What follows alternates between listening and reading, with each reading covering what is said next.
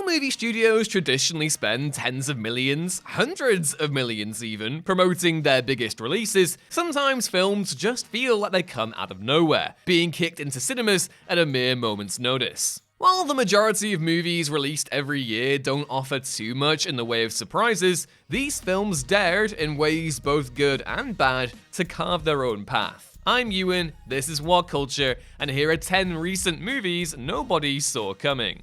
Number 10. Guy Ritchie's The Covenant. Guy Ritchie has certainly proven himself to be a jack-of-all-trades filmmaker over the years. Yet, whether he's making a blokey crime romp, a classy spy joint, an action fantasy flick, or a mega-budget Disney movie, there's always been a consistent playfulness to his works that make them distinctly Guy Ritchie movies. But Ritchie's most recent film, The Covenant, is like nothing he's produced before, enough that you'd probably never believe he made it were his name not attached to the title. The war drama, focused on a US Army sergeant played by Jake Gyllenhaal and his Afghan interpreter played by Dar Salim, fighting the Taliban, is a totally straight-faced war movie entirely devoid of the wink-wink cheek that defines Ritchie's filmography. It's a great film that's at once stylish, affecting, and brilliantly acted by Gyllenhaal and Salim, and all the more surprising given that Ritchie co-wrote it. His trademark flippancy, so perfectly suited to his crime comedies, is nowhere to be seen. This isn't to say that The Covenant is a grim, miserable slog, because it isn't at all, but it's pretty much the last thing anybody would have expected from Ritchie at this point in his career. A restrained, serious entry into a genre he's never really touched before.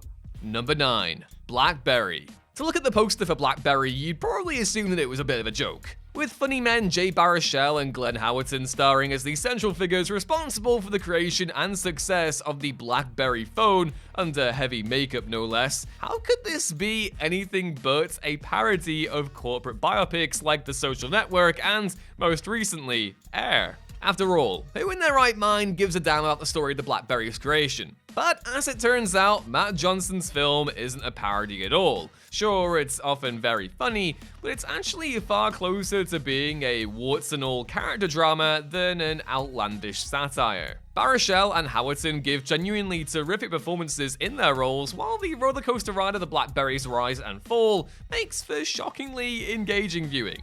Number 8. The Pope's Exorcist. Look, if you'd come to me at the start of the year and asked me my 2023 movie bingo card, Russell Crowe stars in an exorcism movie where he does a fun little Italian accent while riding around on a scooter, and also it's based on a true story and it's gonna start the Pope's Exorcist cinematic universe, not only would I have been like, nah, but also I would be desperate to see that movie. 2023's The Pope's Exorcist became a bit of a viral sensation when it dropped in April, with people not getting enough of Father Gabriel Amorth and Russell Crowe's Ferrari socks. The film itself was fine, another entry in the bland exorcism genre canon, but as Mo says when he tasted the unlit flaming Homer, it's not without its charm. Crowe, for his part, was wonderful, and the blatant franchise setup at the end played less cynically and more endearing. Like, aw, good on you, Pope's Exorcist, that's nice. Yeah, it's a mild bummer that The Pope's Exorcist is the franchise Crowe gets, and not Master and Commander or The Nice Guys, which both should have surely had over a dozen sequels between them, but as long as he's a happy chappy, so am I. Number 7. Sisu. Sisu is proof perfect of how refreshing it is for a movie to be thrown into cinemas without months and months of hype and glossy marketing, but instead materialize more or less out of nowhere and deliver the goods exactly as promised. The Finnish war actioner, centered around a seemingly unstoppable former Finnish commando who takes on a Nazi death squad, was minimally marketed prior to its recent release. However, that didn't stop it grossing an impressive $12.5 million globally against a $6.5 million budget, spurred on by strong critical reviews and positive word of mouth. For context, Sisu ended up grossing more at the box office than movies starring Joaquin Phoenix, Beau's Afraid, Mark Hamill, The Machine, Gerard Butler, Kandahar, Ben Affleck, Hypnotic, and Liam Neeson in Marlowe. Impressive, especially considering it had a relatively limited release in the US. Ultimately, when you also factor in video-on-demand profits, this thing was probably way more of a success than anybody could have ever anticipated. And when it's a movie made with such creativity and conviction, you absolutely love to see it. Number 6. Plane. Back when the first trailer for the Gerard Butler starring action vehicle Plane dropped, the internet couldn't get enough of its ridiculously minimalist to-the-point title, which producer/star Butler actually fought to keep. Just say it out loud. Plane. That's the stuff dreams are made of. Nevertheless, on the face of things, Plane seemed like a totally junky, forgettable action flick that everyone would kind of expect to bomb at the box office and then be quietly forgotten in the streaming abyss. What a shock it was then that Plane netted actually good reviews and grossed over $50 million worldwide, further going on to become a hit on streaming. Furthermore, a sequel following Mike Colter's character, set on a ship and imaginatively entitled Ship, though sadly without Butler also starring, logic be damned, is currently in development. Kind of annoyed we didn't get Train and then Automobile to round out the trilogy, but I'm still here for it. Let me know what actual vehicles you want this series to go to after the ship. Maybe space ship? Yeah. Number 5. To Leslie. When low-budget alcoholism drama To Leslie premiered at South by Southwest in March 2022, nobody could have really anticipated it would end up at the Academy Awards less than a year later. Though the film was enthusiastically reviewed by press at the festival, with particular acclaim for Andrea Riseborough's lead performance, it was impossible to fathom such a small film about such a bleak subject maintaining fanfare and momentum for an entire year. And in fairness, To Leslie was more or less forgotten until early 2023, when the film's director, Michael Morris, launched an unorthodox awards campaign for Riceborough, in light of distributor Momentum Pictures lacking the funds to mount a conventional one. Morris relied upon celebrity friends such as Kate Winslet and Ed Norton to help promote the film to Oscar voters, and against considerable odds, Riceborough indeed received a Best Actress Oscar nomination. The nomination certainly wasn't without controversy due to both Riceborough's unconventional ambush-style campaign and the fact that several expected nominees were quote-unquote snubbed, yet many also celebrated its boldness in bucking the traditional expensive system of awards campaigning. What an outcome for a film that grossed a whopping $31,000 theatrically. Number 4. Paint. When the first image for Paint was released, seemingly featuring Owen Wilson dressed up as legendary painter Bob Ross, it appeared self-evident that Wilson was playing Ross in a dramatic biopic, right? Except to anyone who made any further inquiry soon enough discovered that this wasn't quite the case. Rather, Wilson was playing a fictional painter based not so loosely on Ross called Carl Nagel.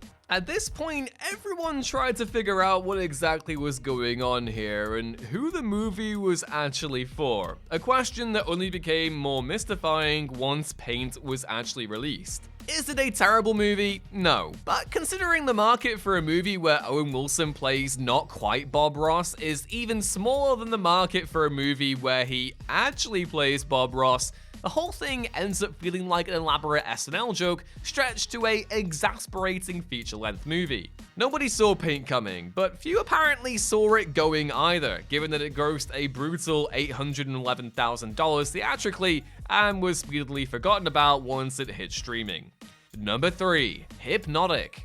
Who among us knew that Ben Affleck was collaborating with filmmaker Robert Rodriguez on a new sci-fi action thriller until about a week before it was released, if that? From its story through to its aesthetics, the $65 million Hypnotic feels like it tripped and fell directly out of the early 2000s, back when Affleck was regularly producing stuff like Paycheck and Daredevil. It's appropriate though, given that Rodriguez indeed wrote the first draft of the script back in 2002, and while it was rewritten prior to shooting, there's still something overpoweringly dated about its all-sizzle, no-steak, sub-Inception style and overall execution.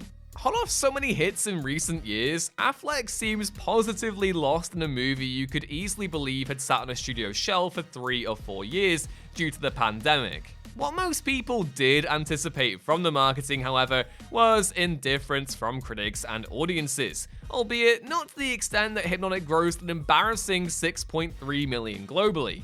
not even 10% of its budget, and barely $1 million more than Winnie the Pooh, Blood and Honey. Oh dear. Number 2. Master Gardener.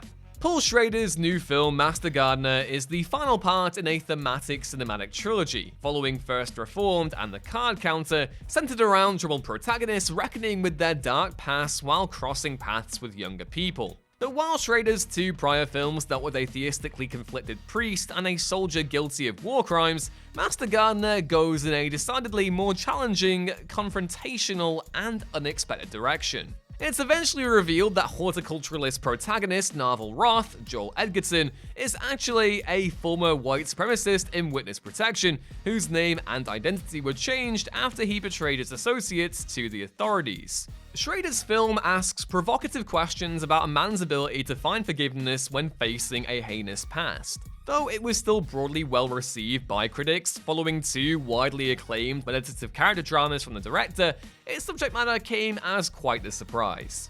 And number 1. Sick. Just when it seemed like the world had gotten COVID movies out of its system, along came a late bloomer pandemic slasher flick with something on its mind. This past January, John Hyams' new horror film Sick was released, centered around 2 friends quarantining at a lake house when they're attacked by a masked assailant. With Scream's Kevin Williamson penning the script, it's a little surprise that Sick has a sharp satirical bent about folks on all sides of the pandemic equation. Between its strong central performances from Gideon Adlin and Beth Million, taut suspense sequences, and ripe timely satire, Sick shows the pandemic is still worth exploring on the big screen. And those were 10 recent movies nobody saw coming. Are there any other films that caught you by surprise this year? Let us know your thoughts down in the comments below, and also be sure to drop the video a like if you enjoyed it, and subscribe to the channel if you're new and want more. That's all for now though, I've been Ewan, and I'll hopefully catch you next time. Bye!